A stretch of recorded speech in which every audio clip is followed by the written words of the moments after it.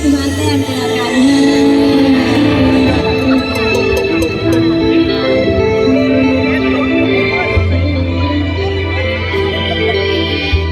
สวัสดีออนซอนอีสานด้วยนะคะ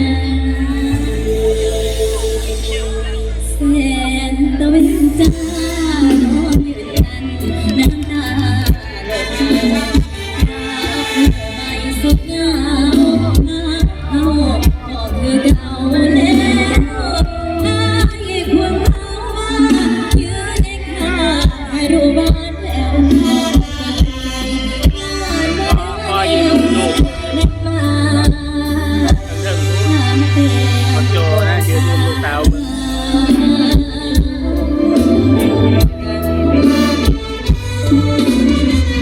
ย้อนความซอยกันนะ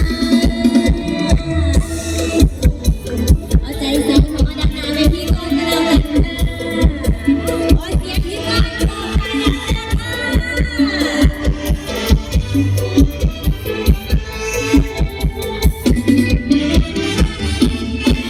อาทิตย์ขึ้นก่อนใจนั่งเอกสยามอยู่ข้างหน้ามือนี้เพื่อนน้ำตาแสงอาทิตย์ส่องแม่น้ำโขงได้มาเที่ยงมือนี้คนรักงานเรื่องหาบ่ได้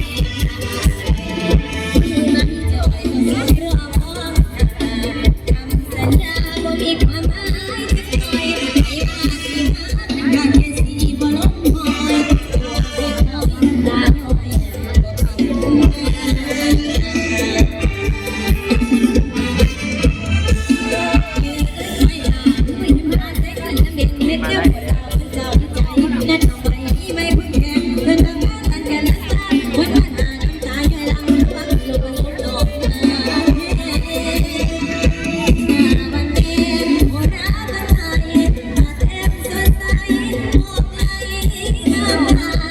มีคนเดียวได้